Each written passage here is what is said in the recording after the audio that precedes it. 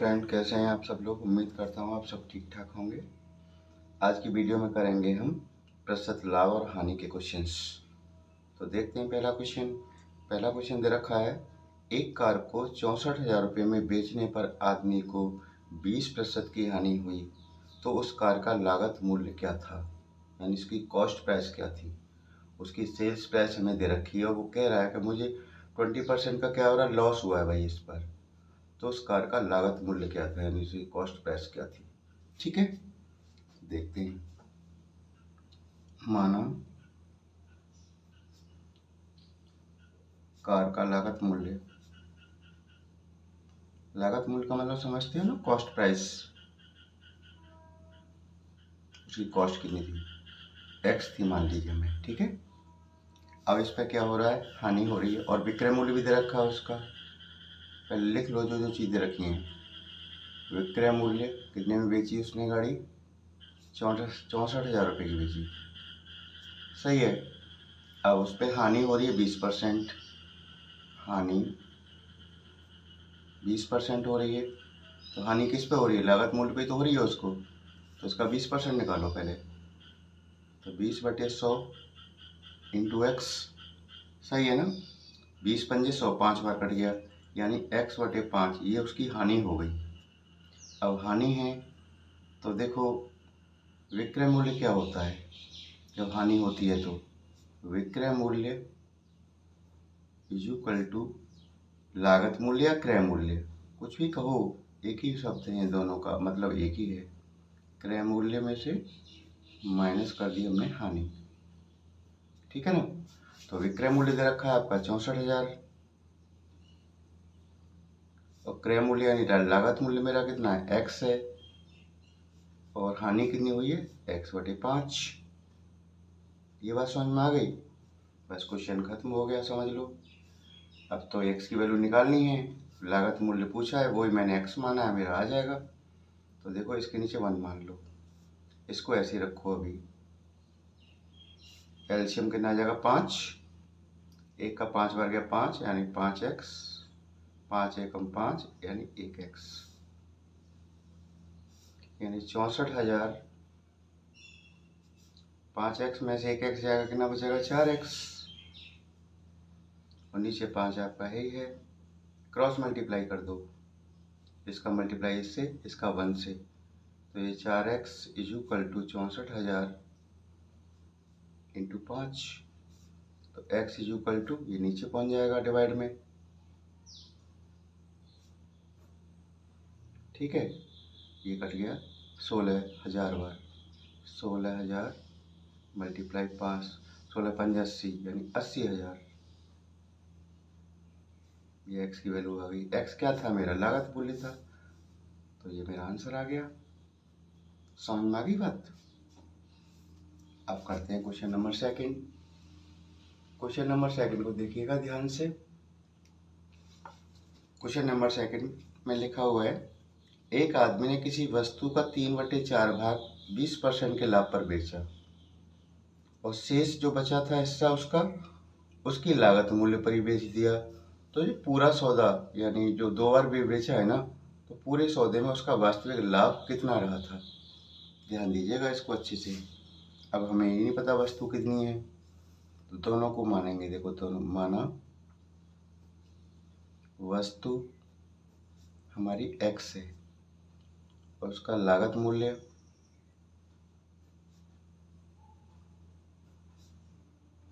कितना है, y है। ठीक है, तो क्रय मूल्य क्या हो जाएगा भाई, वस्तु आपकी x है और उसकी कीमत है y है, तो उसको कितने में खरीदेगा, मल्टीप्लाई करके तो बताएंगे। जैसे मानो वस्तु आपकी 4 है या 5 है, 5 चीज़ें ली है आपने और एक चीज़ आ रही है आपकी 10 रुपये की, तो कितने में खरीदेगा सबको, मल्टीप्लाई तो करेंगे। एक्स इंटू वाई का मतलब मल्टीप्लाई हो गया, ये क्रय मूल्य हो गया। अब वो कह रहे हैं कि 3/4 भाग किसका, इसका 3/4 भाग 20% के लाभ पर बेचा है उसने, तो इसका 3/4 कर देंगे। तो इसका 3/4 भाग यानी x, ये तो 3/4 भाग हो गया इसका, इसका 20% निकाल दो, 20/100, 20×5 = 100, तो 3x तो ऊपर है ही है और 5×20, ठीक है। ये लाभ हो गया। तो विक्रय मूल्य क्या हो जाएगा? विक्रय मूल्य क्रय मूल्य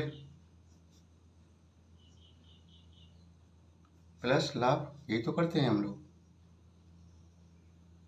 बात समझ में आ गई ना?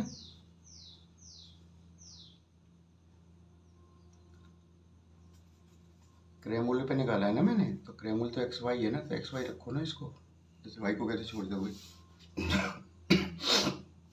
अब देखिएगा, अब क्रय मूल्य हमारा कितना था? हमारा 3/4 XY था, हो गया इसका 3/4 XY कह रहा था ना, 3/4 भाग, तो 3/4 XY, और लाभ कितना हुआ है इसको? 3XY/20। इसको थोड़ा सिंप्लीफाई कर दो, एलसीएम इसका 20 ले लो, 4×5 = 20, 5×15 XY प्लस 20 एकम 20, तो ये 3XY ऐसे ही आ जाएगा, यानी ये हो जाएगा आपका 18XY/20, सही है। अब कह रहा है शेष वस्तु, 3/4 भाग का तो विक्रय मूल्य ये आ गया मेरा। अब वो कहता है शेष वस्तु, शेष कितनी बची है सब? शेष वस्तु निकालने कितना बचा है बेचने के बाद। शेष वस्तु, हमारी वस्तु x थी, ठीक है ना, और इसका 3/4 भाग हमने बेच दिया है, तो कितनी बचेगी? 4x में से 3x जाएंगे तो x/4 बची, इतनी वस्तु बची। और इसे किस पे बेचा है उसने? लागत मूल्य पर। लागत मूल्य मेरा क्या? y, तो y को मल्टीप्लाई कर देंगे, तो इसका विक्रय मूल्य क्या हो जाएगा? बाकी जो बची चीज़ें, विक्रय मूल्य आपका, वस्तु तो आपकी ये है x/4, और कीमत है उसकी क्या? लागत मूल्य y है, तो ये हो जाएगा XY/4, ये विक्रय मूल्य हो गया।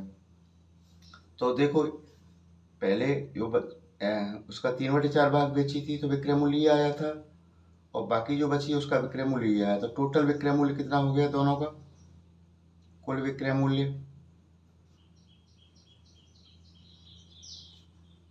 कुल विक्रय मूल्य दोनों को जोड़ देंगे, 18XY/20 प्लस XY/4, एलसीएम लो, 20, 20 एकम 20, 18XY ऐसे आएगा, 4×5 = 20, तो 5XY। समझ गए इस चीज़ को? यानी इन्हें जोड़ दो, कितना हो जाएगा? 23XY/20, ये विक्रय मूल्य आ गया। बात समझ गए आप?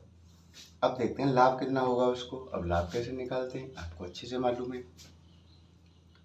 लाभ = विक्रय मूल्य में से क्या घटा देंगे? क्रय मूल्य को, यानी लागत मूल्य को। विक्रय मूल्य वो मूल्य होता है जिस पे हम बेचते हैं, क्रय मूल्य वो होता है जिस पे हम चीज़ को बनाते हैं या खरीद के लाते हैं।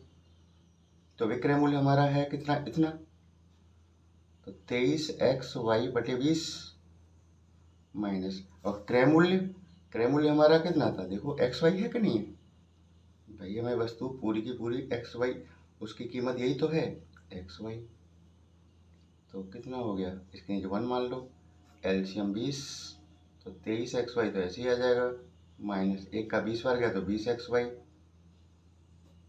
23 में से 20 जाएंगे तो 3XY/20, ये लाभ आ गया। अब प्रतिशत लाभ निकाल देंगे, अब तो दिक्कत ही नहीं है कुछ। प्रतिशत लाभ ये है ना लाभ हमारा, इसका प्रतिशत निकाल देंगे, ये कितना प्रतिशत है। अब प्रतिशत निकाल दें तो आपको अच्छे से पता है 100 कहाँ आता है? ऊपर आता है। और किसके साथ निकालेंगे? क्रय मूल्य मेरा क्या है? XY है, सही है ना। XY से XY कैंसिल कर देना, 20×5 = 100, और 5 दिया 15, यानी 3 × 5, 15% का पूरे ट्रांजेक्शन पर, पूरे उस पर सौदे पर उसको ये लाभ हो रहा है। ये आपका आंसर हो गया, सही है। अब करते हैं क्वेश्चन नंबर 3। क्वेश्चन नंबर 3 देख लीजिएगा। इसमें कहा है 300 रुपये के 100 सेब खरीदे गए, उनमें से 4 सेब सड़े निकले, शेष सेब 50 रुपये प्रति दर्जन के हिसाब से बेचे गए, तो उसका लाभ अथवा हानि % क्या होगा? देखिएगा, सेब थे कितने, सेब लाई थे आप 100, सड़े कितने निकले,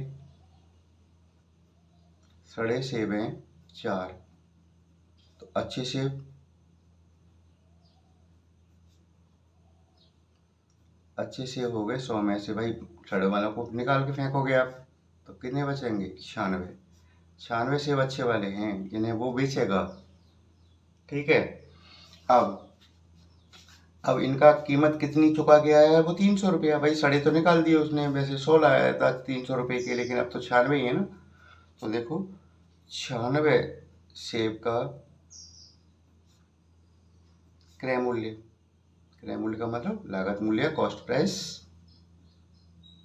कितना है, 300 रुपये है।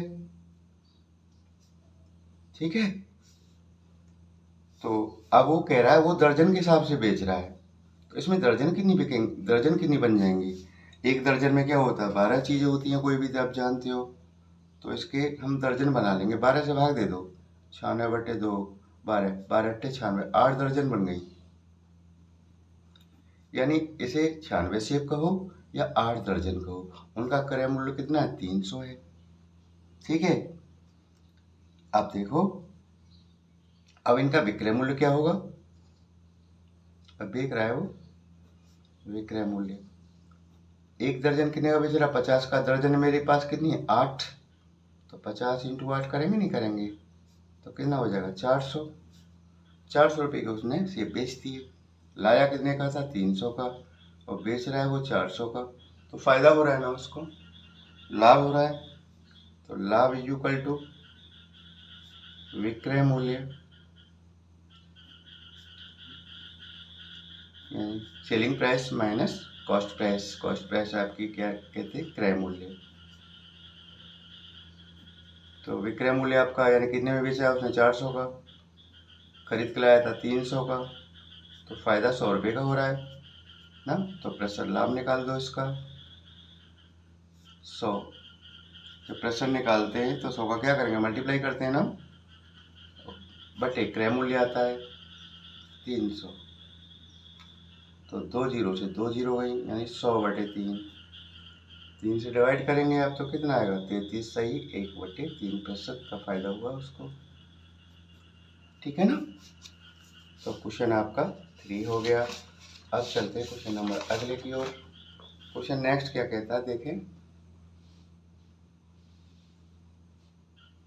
क्वेश्चन 4, क्वेश्चन 4 में कह रहा है जब किसी वस्तु को 360 रुपये में बेचा जाता है तो उसे 20% की हानि होती है, और उसे 20% का लाभ प्राप्त करने के लिए वह वस्तु उसे कितने की बेचनी चाहिए थी। ठीक है ना, तो देखिएगा बहुत आसान क्वेश्चन होते हैं ये, मैं आपको लॉन्ग में इसलिए बताता हूँ जिससे आपकी पूरा बेसिक चीज़ समझ में आ जाए, तभी आप शॉर्ट ट्रिक समझ पाएंगे। माना वस्तु का क्रय मूल्य या लागत मूल्य कह सकते हैं आप उसको, कॉस्ट प्राइस या लागत मूल्य, ये आपकी हमने मान ली x, अब उस पर हानि हो रही है उसको बेचने पे, 360 में बेचा तो कितने परसेंट की हानि हो रही है, 20% की, तो 20% निकाल दो, हानि है 20%, तो 20/100, और किस पे हो रही है, x पे तो होगा क्रय मूल्य पे x, तो 20×5 100, x/5, ये हानि हो गई उसको, ये हानि है, ये उसकी कीमत है, तो सेलिंग प्राइस क्या होगी, विक्रय मूल्य, विक्रय मूल्य इक्वल टू क्रय मूल्य माइनस हानि, लाभ होता है तो प्लस करते हैं, हानि होती है माइनस करते हैं। विक्रय मूल्य देखा कितने में बेची थी उसने, 360 की, सही है ना, क्रय मूल्य हमारा क्या था, x था, इसमें से हानि माइनस कर दो, 5x - 1 4x, 4x/5, यानी 4x/5, 360 को इधर लिख लो, एक ही बात है, इसके नीचे 1 मानो, क्रॉस मल्टीप्लाई करो, तो 4x = 360 × 5, देन x = 360 इंटू 5/4, 4×9 = 36, 90 बार, और इंटू 5 और है ना, यानी होगी 450। 450 क्या आ गई है, उसकी कीमत आ गई, क्रय मूल्य आ गया उसका, यानी इतने की थी वो, लेकिन 360 में बेची तो उसे लॉस हो गया 20% का। अब वो कह रहा है कि ये मैं इतने की चीज़ खरीद कर लाया हूँ, मैं इसे कितने की बेचूँ तो इसे 20% का प्रॉफिट हो जाए इस पर, तो इसका 20% निकालो पहले। तो लाभ कितना कह रहा है वो, 20% ना, तो लाभ है 20%, तो 20/100 किसका निकालूंगा, इसी का तो निकालूंगा, इसी पे तो लाभ ले रहा है वो, 450। तो 20 पंजे 5 बार 5, 90 रुपये का फ़ायदा चाह रहा है वो, कि मुझे 90 रुपये का फ़ायदा होना चाहिए। 90 रुपये का फ़ायदा चाह रहा है, इतने की खरीद के लाया है, इतने की आप कोई चीज़ खरीद के लाए हो 450 की, बोले कि भाई मेरे को इस पर 90 रुपया मुझे प्रॉफिट चाहिए, तो 90 को प्लस कर दो तो उसका विक्रय मूल्य हो जाएगा, है ना। तो यहाँ पे कर देना विक्रय मूल्य, तो कितने की बेचेगा उसको, 450 की तो खरीद है उसकी, 90 रुपये और जोड़ देना इसमें, सही है ना। तो कितने हो जाएगा ये आपका 4, ये 0 और 9 और 5 14, 540 की बेचेगा तो उसे फ़ायदा हो जाएगा 20%। समझ में आ गई बात। अब करते हैं एक और क्वेश्चन आखिर में, देखिएगा क्वेश्चन नंबर 5 में कह रहा है, एक व्यक्ति किसी सामान को 96 रुपये में बेचकर, कोई व्यक्ति है किसी सामान को इतने रुपये में बेचकर 20% की हानि उठा रहा है, यानी 96 रुपये की बेचता है तो 20% क्या हो रही है, उसे हानि हो रही है। तो 15% का लाभ कमाने के लिए उसे सामान कितने का बेचना चाहिए था। बिल्कुल सेम क्वेश्चन 4 वाला जैसा लिया है मैंने, क्योंकि 2 क्वेश्चन लगातार हो जाएंगे तो आपको थोड़ा सा समझ में अच्छा आएगा। तो वही मानेंगे, माना सामान का लागत मूल्य या क्रय मूल्य, हमने क्या ले लिया, x मान लिया, सही है। अब इस पे क्या हो रहा है, 20% की हानि हो रही है, हानि निकालो, 20% है तो 20% निकाल दो भाई साहब, इसका 20/100 x, यानी x/5, ये हानि हो गई। हानि हो गई है तो विक्रय मूल्य कैसे होगा बताओ, हानि को हटा देते हैं क्रय मूल्य में से, विक्रय मूल्य आ जाता है। Selling price is equal to cost price, यानी आपका क्या है x, इसमें लॉस को माइनस कर देते हैं, प्रॉफिट होता तो प्लस कर देते थे, ये तो करते थे। विक्रय मूल्य यानी बेचे जाने वाले की कीमत क्या है, 96 रुपया है, यहाँ 96 है। 5x माइनस 1x कितना हो गया, 4x/5, क्रॉस मल्टीप्लाई करो तो 4x is equal to 96 into 5, then x is equal to 96 into 5/4, 4 दूनी 8 और एक बचा ना, 4 चौक 16 गुणा 5। ये बात समझ में आ रही है कैलकुलेशन। अच्छा 24 गुणा 5 कर दो, कितना हो जाता है, 5 चौक 20, 5 चौक 20 और 5 10 और 2 12, 120 रुपये की कीमत थी उसकी, बेचा उसने 96 रुपया में, तो उसे लॉस तो हो गई होगा भाई, लाया है वो इतने की, क्रय एक्स को क्या माना था मैंने, क्रय मूल्य, यानी इतने में खरीद के लाया था, और बेच रहा है वो कितना, 96 रुपये में, तो 20% क्या हो रही है, लॉस हो रहा है। अब वो कह रहा है मुझे इस पर क्या चाहिए, 15% का लाभ चाहिए, तो इसका 15% निकाल के इसी में जोड़ दूंगा, इतने की बेचेगा वो, ठीक है ना। तो लाभ निकाल देते हैं इसका 15%, 15/100, और किसका 15% चाहिए, इसका 120, 0 से 0, 5 या 15, 5 दूनी 10 और 2 छक्के 12, 2 छक्के 12 और 6 18, कैसे नहीं समझ में आया, देखो 0 से 0 काटा मैंने, ठीक है। अब 5 या 15, 5 दूनी 10, 2 छक्के 12 और 6 18, 18 रुपये होता है इसका 15%, तो कितने की बेचेगा विक्रय मूल्य, अब तो कोई दिक्कत ही नहीं होगी आपको, विक्रय मूल्य बराबर हो जाएगा आपका, क्रय मूल्य आपका कितना, मतलब 120 है ना, इस पर 18 रुपये और ऊपर प्लस कर लेना, तो ये हो जाएगा 8 2 1 3, 138 पे बेचेगा तो उसको 15% का फ़ायदा हो जाएगा। समझ में आ गया आपकी मैम? चलिए बहुत अच्छी बात है, थैंक यू।